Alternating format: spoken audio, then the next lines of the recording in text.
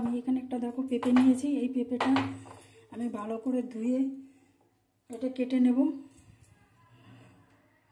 দেখো পেঁপেটা আমি কেটে ধুয়ে সুন্দর পরিষ্কার করে নিয়েছি। এখন এটা আমি গ্রেট করে নেব। দেখতে থাকো। আমি পেঁপেটা সুন্দর করে গ্রেট করে নিয়েছি। এর জন্য নিয়েছি কতগুলো ব্রেড। এই ব্রেডগুলো আমি ধারগুলো কেটে পরিষ্কার করে নেব। দেখতে থাকো। এবার আমি পুরটা তৈরি করে নেব।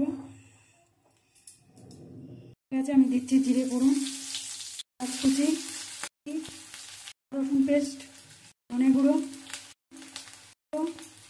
এটা দিয়ে দিচ্ছি, আলু, নুন, ছোলা আর বাদাম, ধনে জিরে শুকনো লঙ্কা শুকনো খোলা ভেজে গুঁড়ো করা তা দিচ্ছি 1 চামচ। দেখো পুরটা রেডি হয়ে গেছে।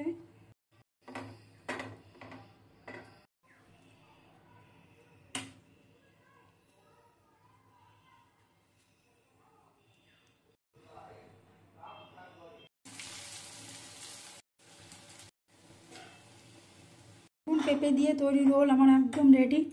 ভিডিওটা যদি ভালো লেগে থাকে চ্যানেলটি লাইক শেয়ার সাবস্ক্রাইব করবেন, পাশে থাকবেন।